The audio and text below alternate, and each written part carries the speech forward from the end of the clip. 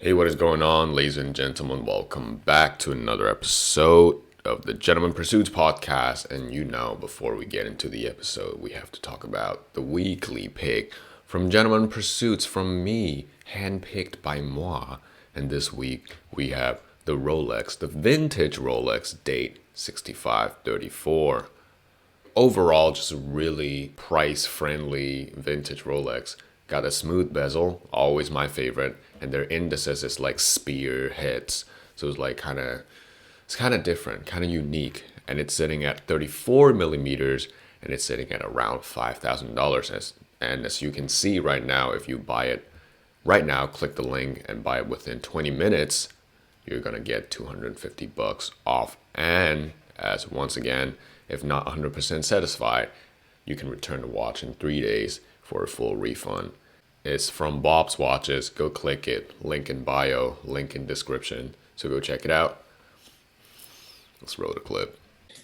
Hey, what is going on, ladies and gentlemen? Welcome back to another episode of the Gentleman Pursuits podcast. My name is Ryan. Hope you're doing great, staying healthy, staying hydrated. Make sure you're drinking that water while listening to this podcast. Us, maybe not so much, because today this podcast is about whiskey. And just a little bit about myself, a little update here. Today in Vancouver is kind of rainy / sunny. It was raining so heavily earlier today, but now it's quite sunny. And this week for me has been quite exciting already because I just bought a new bottle of whiskey, which I will get into it more later.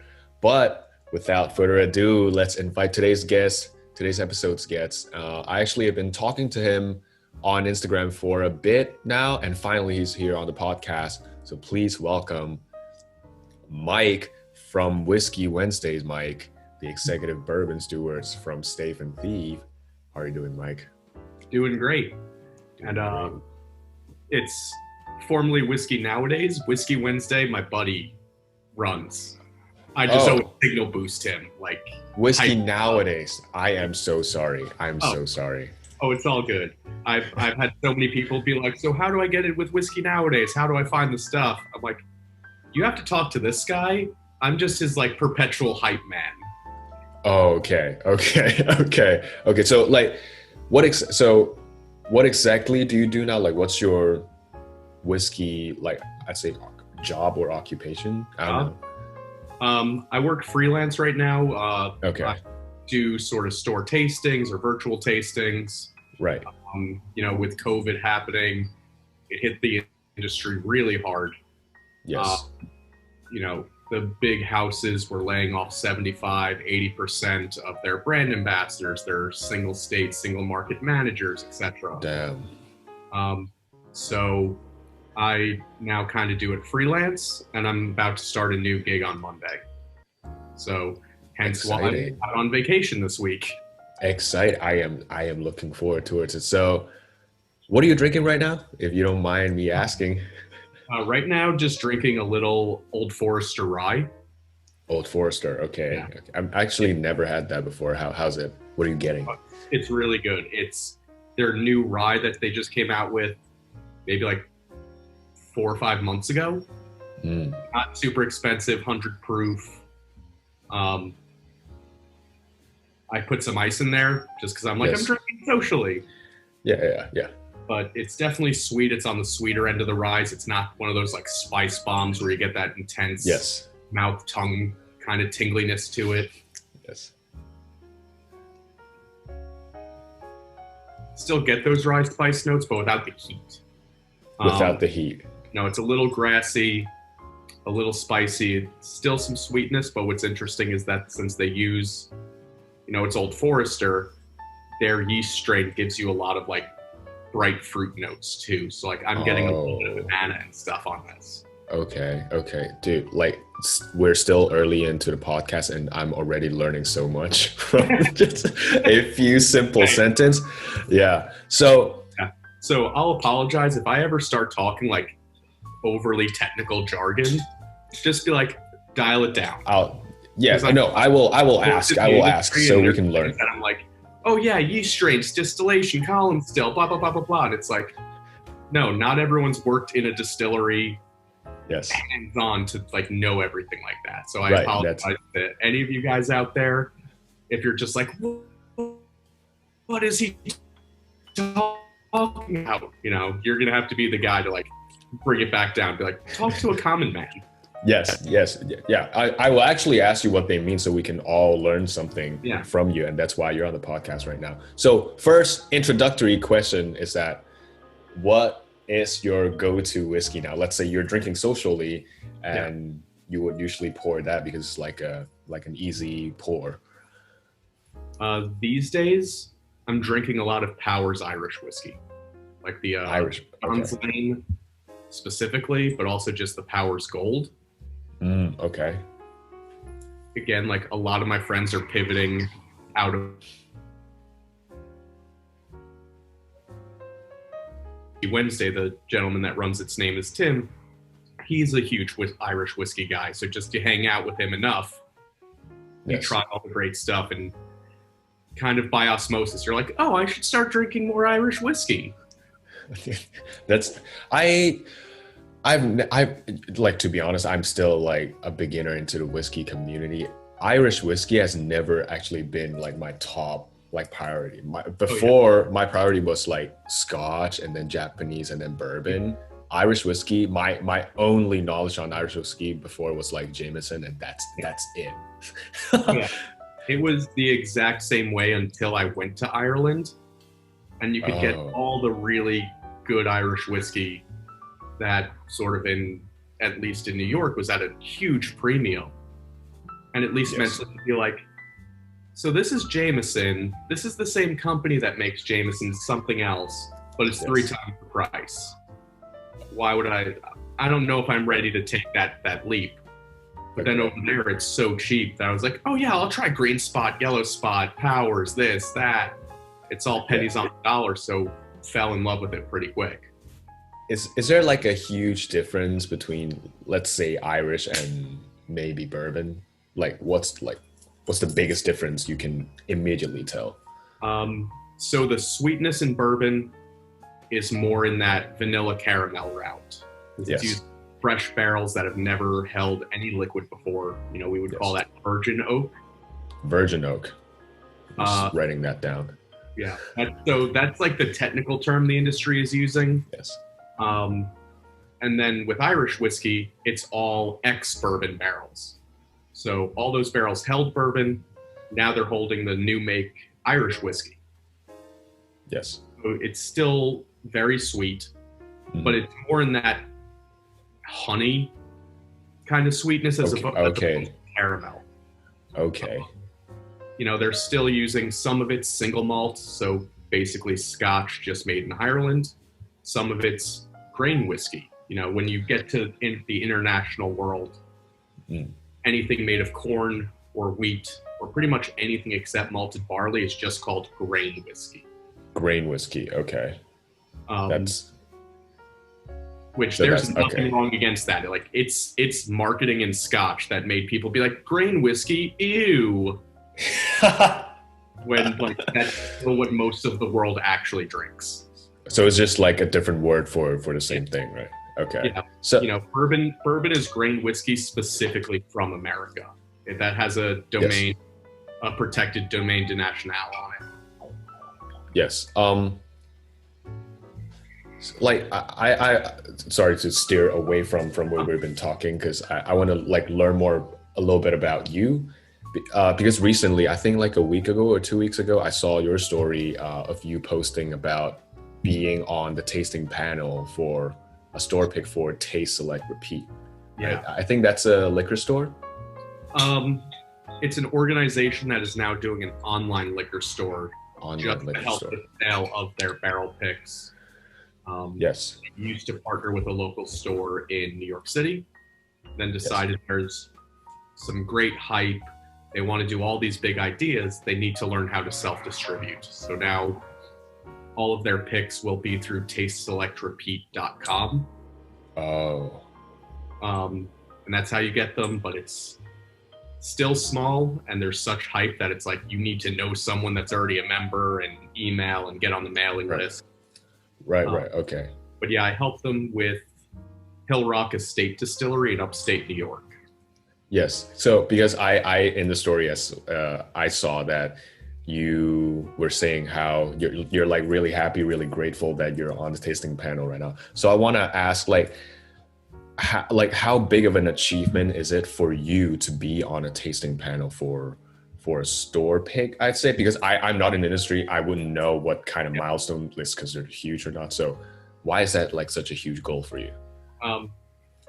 It was a huge goal for me just because working in the industry, it always been, you have this really great technical knowledge of it. You have a really great understanding of it. You have a really strong work ethic, so you can move barrels around a warehouse, or, you don't have a problem being on a bottling line. This was the first time it was, you have an amazing palate.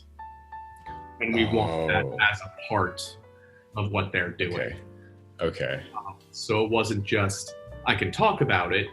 It was, I can actually go through the sensory evaluation. This is the nose, this is the palate, the finish, this is the notes I'm picking out. And bring that to get a great product out to people. That's so awesome, man. That's so awesome. That's like being invited, let's say Joe Rogan be like, yo, you want to co-host a podcast? That's such a huge, Like that's kind of how I thought of it. I was like, you're asking me to come up, spend the day with you guys. Yeah. And like, this is your livelihood. If this bottle does not sell and it's a tanker, you're losing money. This is, you're not eating, your kids ain't eating, you're worried about bills. You trust me enough to put your livelihood out there for this pick. That must be like such a, I'd say, glorious feeling. Finally, like a seal of approval. And so you're currently living in New York City. Mm-hmm. Okay. And in Manhattan. Yeah. Okay. First of all, I've never been to the States, so I would love to. I would love to come to Manhattan. It's so beautiful on Google, like Google Image is so posh. But so you're living in New York City and you're working in the industry, and you, like, I would assume that you would often go to whiskey bars in New York City. Oh yeah. For all the New York City audience here, what's your favorite or recommended whiskey bar in New York City? Just dedicated whiskey bar, hands down, is Copper and Oak. Copper and Oak. Okay. Already sound fancy. I've sent some pictures of there on my Instagram before. They have like tons of bottles, but also their staff is super knowledgeable. So you can go there and say, I like brand X, Y, and Z. I have these on my shelf. Find me something interesting. And they'll get on the ladder, move it around. Damn. Taste your pour, be like, oh yeah, here's a 1/4 of an ounce. Do you like it? Oh yeah, you picked what I was in the mood for perfectly. So so not only will they pick something that you like, you actually get to try it before you actually order it? Yeah. Usually they'll give you a little, not a huge taste, but enough. Like just enough that you can say, I like this or I don't, I want a whole glass. That's so awesome, man. That's so awesome. I wish Vancouver have a more vibrant whiskey scene. Like they have 1 or 2 good whiskey bars, but they don't have like a really connected whiskey community here in Vancouver. So I can only. So have you also been to? Sorry, you have something to say? I was gonna say, if you ever come to New York, let me know. Make sure it's gonna be over a Wednesday, because then there's also the whole cocktail bar crawl on Wednesdays, plus all the good whiskey bars any other night. Oh, it's a thing. Like on Wednesday, people bar hops. Yeah, like the guy that owns it, my buddy Tim. It started as an in-person every Wednesday thing. And then with COVID, he moved it online to Zoom. Okay, so how do you do it on Zoom? Follow him on Instagram, and he posts the Zoom code, and just come in, join, have a drink, and hang out with whiskey Instagram people that all kind of flock to it now. Right. So the go to whiskey bar a lot. Let's say for myself, when I go to a whiskey bar in Vancouver, I always order like something that's not a cocktail, something just with the whiskey, however I like it. But a lot of people would want something that is not just whiskey, because my friends, they're not really, they don't really accept whiskey at first. Like I try to convert them into liking whiskey, but they don't. And whenever they ask, okay, I will try a whiskey cocktail. And I have no like knowledge on whiskey cocktails. So what is your favorite and least favorite whiskey cocktail that you have experienced? You know what? It's actually the same cocktail. Favorite and least favorite is the same? Yeah. Okay, why? It's about how well it's made. And that's just the old fashioned. It's just, old fashioned. Like an old fashioned is super simple, right? 2 ounces of whiskey, bourbon or rye, but you can make it with anything. Yes. Bar spoon to a 1/4 ounce of simple syrup, so just a sugar syrup. And then their choice of bitters, right? Angostura / aromatic bitters, maybe some orange bitters. The simplest cocktail, you cannot hide messing that up. You use a great whiskey, it's going to be even better. You use an absolute terrible bottom shelf well whiskey, you're going to see that the bar is cheaping out. Right. But then, again, it's so simple that anyone that screws it up, it's just like, it feels like they punched you in the face. You're just like, I know how good this could be. How do you mess this up so bad? Right. Like no one has done the muddled fruit, like the Mad Men Don Draper style old fashioned in 20 years. So you go somewhere where they're like mashing up an orange and maraschino cherries. Yeah. Pretty much making you a dull fruit cup with a little bit of whiskey in it. And you're just like, I hate you already. Where have you been on this? Where have you lived the last 20 years? Like you've been living under a spiritual journey. Yeah. But yeah, because like my favorite cocktail, which is not a whiskey cocktail, my favorite cocktail is a gimlet, which is really, really simple as well. So you can tell immediately when you mess it up. So is it just the whiskey that is important to the old fashioned, or is there like another thing that you'd be like, this constitutes towards a good old fashioned? Again, it's such a simple cocktail that every part of it matters. You know, it's not this 20-part tiki cocktail where it's like 5 different rums and 3 different bitters and 5 juices and 3 syrups, where you can hide a lot of stuff and you can even hide imperfections in the making of it. You know, an old fashioned is best when you use that very large ice cube. Right. Minimizing dilution, but still getting the proper chill. So as soon as you go to somewhere where it's like the pebble ice, just like the big bar freezer, I'm like, okay, I get it. I'm at a regular bar asking for an old fashioned. You don't have the fancy ice. Still good though. Yes. You know, if they do the muddled sugar cube, like everyone used to do, and like technically historically correct. Yes. But use simple syrup. It makes a better, more consistent drink. We have the technology. We can do this. It takes nothing to make simple syrup, please. Yeah. You know, his history versus innovation. It's like cars used to be cranked up manually every time you had to turn on a car. That's the age of, you know, muddling up the sugar cube. Come on, we have push button ignition. We have simple syrup. So from your experience of drinking old fashioned, is there like a type of whiskey that you think goes well in the cocktail, or it's just really up to your personal preference? Definitely personal preference. There are certain things that should be there and you can find it all over the place. Like to me, I prefer a rye whiskey, and I prefer at least 100 proof. Just because bitters are so full flavored that, again, you go to a bar, some bar is going to do 4 dashes, another place is going to do 6, another place does 2. Right. That when you go out to a bar, just do rye whiskey because it's going to be able to hold up to anything. Okay. Uh, Okay. I'm cool with anything. I've done Irish whiskey old fashions, Japanese old fashions. If it's whiskey, I make it. That's true, but rye, from your experience, is the best. It's the safest and the best. Rye and at least 100 proof. Like At least my 100 proof. go-to is Rittenhouse. Rittenhouse. Yeah, it's cheap. It's like $30 a bottle here.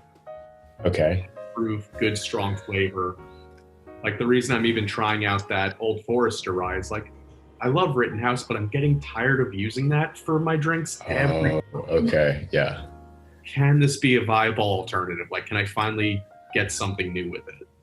Have you tried the Lot 40 rye? Yes. Do you like it? I like it. It's just a little expensive for cocktails down here. Right. Okay. Yeah. It's like down here, it's like $60 a bottle. I mean, yeah, because it's from Canada. Yeah. Yeah, So it's a little expensive. Sometimes it's great, but also the Lot 40 cask strength that you guys get and we don't. That was beautiful.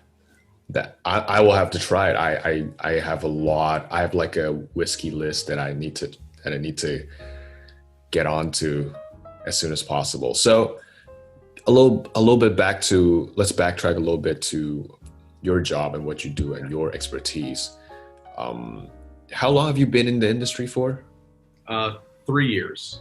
3 years. A little over 3. A little over 3. Okay. So I assume, I mean, even though it's not like a long time, I assume the knowledge you've attained is greater than a lot of people already. So from your experience right now in the market, is there like a brand or a type of whiskey, like bourbon, Scotch, Japanese, Irish, that is like rising in popularity, or there's more people wanting it?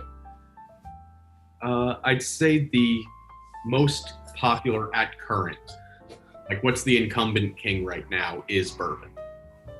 You just have all of those sort of markers. You know, you have the Pappy Van Winkles and the B-Tax and those very limited allocated stuff that is now given bourbon sort of luxury status. All of the media references, right? You have Don Draper drinking old fashions and bourbon. You have more, it's becoming more of a media drink. You have Jessica Jones drinking bourbon on show. So it's just getting more in that social mindset. Okay. At capturing people's interest. And it's just the king. It's just, there's more bourbon brands coming out every day. Every day, like every week, I'm just like, who's doing this? Another craft distillery opened up. Oh, and they're doing bourbon. Oh, there's another sourced bourbon company, another celebrity bourbon company. Like, when are we at critical mass? Right. So it's just like a recent thing, like recent 5 years, or it's just it's like a new thing. I'd say like the last 6 years. Like really, 2014 was when it skyrocketed out of nowhere. Okay. You know, what's currently growing the fastest is Irish whiskey, though. Okay, so bourbon saw a peak, but Irish is also rising. Yeah, bourbon's at peak, so they're the biggest, but they're growing slowly now. Yes. They're just the king of the hill versus Irish, which was at the bottom, and just, you can say, here's a 200% growth over the year, but it's like, cool. We went from 5 people really liking it to 15. It's still an improvement. It's still an improvement, and still like love that they're getting more people. I do think more people do need to look at Irish whiskey. It had such a bad connotation for a while. It's beautiful, and again, they just had such a low bar to clear. Right. Yeah. So one question I'm asking for myself is because I'm currently studying food nutrition and health and looking to minor in fermentation. Okay. So because I'm looking to get into the whiskey industry maybe, and I have a slight marketing background, I'd say. So my question being, let's say COVID is not a thing. Okay, everything's normal. how hard it is for someone to get into the whiskey, like get into whiskey business, get into the whiskey industry? Um, the best advice I got and how I got into it was it's going to be insurmountably hard to break into the industry at one of the big players, right? You're not going to get your first job at Macallan, Balvenie, Buffalo Trace, whatever. Yes. You have to start craft. What are those small brands that need help, that are growing, and you can say, I like what you're doing, you need help, and I can help. I have something to offer. Right. I started my whiskey journey at Kings County Distillery, the little craft bourbon shop out of Brooklyn. And it was literally just, do you need help with anything? I'm great at cocktails. I see you have a bar. I've worked in warehouses before. And I know that's most of the job in bourbon is just barrel management, and inventory, and working the warehouse. And just cold emailed them like, I'm willing to do damn near everything to break into the industry. I have some experience in all these realms. And they got back to me saying, yeah, we need someone to work on a bottling line. We need someone to do public tastings and in-store tastings. Your public speaking background can help. And they just found everything I could offer. And you do this 1 day a week, this 2 days a week, rinse, repeat. And that's how I broke into the industry. So just start small, start local. So, okay, but do you need obviously if you have like a lot to offer, it's the better when you're trying to get into an industry. So is there like some qualification or something that you ideally would want to do before you get into an industry to maximize your chance of landing a job? Organic chem, biochem, I hear a lot of these master distillers having as a background. You mentioned fermentation, which would be great because that's the start of whiskey, right? You mash the grains, you make a wash, you add yeast, you ferment it. Yes. And you throw it through the still. So you'd have a mastery in that first 30-40% of production. People would definitely be eyeing that. Okay. Because before I graduate, I want to equip myself with as many things as I can so I can be more convincing. So 2 more questions, and one of them is not included on the question list. And I think that question is going to be the most interesting one here. So first question being, any like tips and tricks for beginning whiskey tasters that cannot be learned anywhere? It's really just something you learn from your experience that you can share with us. Personal advice on whiskey. You're saying like people starting their whiskey journey, right? Like, yes. Or are you saying, okay. Don't be afraid to be wrong. Okay, like in what sense? You're gonna buy a bottle of whiskey that you're like, oh, everyone says it's so amazing, and you finally buy it, you're like, I hate this. Or like there's such hype about it and you finally spend your money, or you're researching and you spend the money. Don't be afraid to be wrong and just kind of buy something that you don't like, but be honest with it. Like okay. Really thinking about this question now, this wasn't on the questionnaire, so I couldn't think about it. Be true to yourself. That's the thing. Because you're going to see on social media, there's a huge Scotch camp, right? Yes. Scotch is the best. You can't like anything else if you like Scotch. You like bourbon, you can't like anything else if you like bourbon. Be a contrarian sometimes. Be like, I like bourbon and Scotch and rye, but I don't like Irish. Oh, I like Irish and bourbon, but I don't like peated Scotch. Like, at the end of the day, it's your money, your experience, your storage space, cabinet space, whatever. Yes. Don't buy anything for anyone else. Buy it because you like it or it looks interesting to you. Otherwise, you're just spending money. That is so true. Sub question. So because I said I was going to go back to it. So recently I got this new bourbon, really lovely. I'm going to open it tonight. And you mentioned that this is a really nice converter whiskey, Yep. which is something that it's easier for people that are not used to whiskey to get into whiskey, right? So what's your like recommendation beside this one as a converter whiskey that people can try and get into the whiskey scene? Besides Basil Hayden, which is like I've had the most success with that. Okay. Because it's like it's a rye, but it's still only 80 proof. So it's like Yes. kind of good flavor, but not super proof that people are gonna be like, what did I drink? I'm drinking fire. I'd say Maker's Mark is another good start. It's on the Maker's Mark. sweeter side, not super high proof. Yes. Peated Scotch is really tough to start with people. Like that is a mistake. Yes. If you're like, Yes. oh, here's your first whiskey ever. Here's a glass of Lefroy. Here's a glass of mud water. Mud water that was also lit on fire. Great. Yes. This is appetizing. Baker's Mark is good. I'd say Redbreast Irish whiskey, the Redbreast 12 is really good. Okay. Don't go the cask strength because again, people are going to be like, what did you give me? I'm drunk after half a drink. Yes. That's 112 proof. You're not ready for that.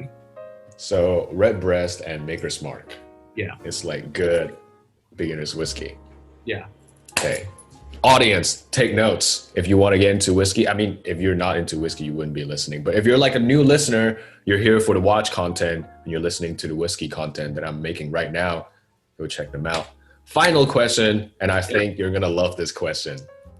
Okay. So from your story and our conversation, I suspect that you're a fan of James Bond franchise.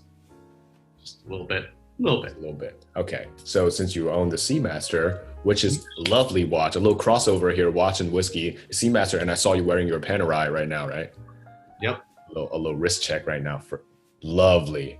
You have the wrist to carry that. My wrist is too thin to carry a Panerai. So, and I've seen, a few posts from your Instagram story that there are No Time to Die related. And throughout the year, we can see that the James Bond's staple drink has gone from a dry martini to like slowly to whiskey recently. Mm-hmm. As seen in Skyfall, a bottle of 1962 Macallan, 50-year-old can be seen. So if you have to choose, if you're on set, someone invited you, it's like, hey, Mike, come like be the whiskey consultant here. If you have to choose one bottle to match and go with the upcoming Bond movie, what would you choose? That matches the vibe. We have the trailers right now to work from, so that's kind of tough. Yes. I'd still work Scotch because he is from Scotland. That was where Skyfall Manor was. Yes. We've already done Macallan, so I wouldn't want to replay with that. I would probably do like a Lagavulin. Like I feel like this is the final Daniel Craig. It's kind of darker. The movie comes off very desperate, where it's like, no, he needs something super strong. He needs that smoke, heavy. He wants to feel every little drop of that whiskey as he's going for it. And Lagavulin is just one of those drinks that like, there's no mixing it. There's no thinking it's something else. And you feel everything you pour for yourself. You don't let that wait in the glass or be like, oh man, where'd the rest of my glass of whiskey go? No, every part of it that you drank. Yeah. It's like his final drink before he head into fighting the bad guys. That oomph, you got to give that oomph to the movie. So Lagavulin, it's a great pick. The picture you just painted in my head is vivid. I think it would go well with the. I think the new one's No Time to Die. Right? I'm sorry, I'm not a James Bond fan. Oh yeah, no, yeah, it's No Time to Die. I don't know. It just, to me, Lagavulin's pretty dark. You have that green bottle, so that's going to stand out on film. Plus everything of the whiskey, and that's awesome. To me, Macallan was what was the villain's name in Skyfall? I No idea. he was such an eccentric, big, over-the-top guy that it's like he drank Macallan, right? He was this big global terrorist. Yes. He had this over-the-top, the white linen suit with the crazy smile and all the over-the-top everything. It's like, yeah, you drank Macallan. Craig is kind of a little bit more low-key, under the radar, just like brute efficiency. So I could see him with Lagavulin. Like that's awesome. I think that's a perfect match for the new movie. So I think this kind of concludes the episode, but here's a tiny thing. If you want to do, you can do it right now. Is there anything like upcoming plans that you want to tell the audience that you want to plug? It's like a promotion segment. Not really, because at this point in time, I'm still a little hush-hush about what's going on next. I can't, I have to wait until Monday to be able to say anything. Yes. Okay, so nothing. Just my Instagram is whiskey with an E, nowadays _Mike. Follow me there for any updates and cool stuff. Watches whiskey cocktails. I'll plug myself. Whiskey nowadays _Mike. I'm also so sorry that I completely butchered your Instagram handle. It's a terrible handle that no one gets right. But I tried starting a website that was just called Whiskey Nowadays, and there was a bunch of us doing it. So it's like whiskey nowadays _Mike. I'm that guy from the website. Like a clan. Yeah. And then the website went to hell, and we canceled it. But I was like, I have so many friends that know me by this name, and I kind of like it still. It's a cool name. It's a cool name. So also, before I wrap up the episode, I just love more and more watch content that's appearing on your Instagram page. That is lovely. After I think I had a conversation with you about this, right? So I was like, I wish I can see more watch content, and now I get to see your lovely watch shots living vicariously through you. Thank you. Yeah, it was. I had really nice watches, but I got a lot of them right before COVID. So, like, it would have been, the world's really changing. A lot of people are scared and hurting and everything else. And then here I would have been bragging, like, here's my new Seamaster, guys. That's really considerate of you. And I love to say this to any like watch collectors that I come in contact with.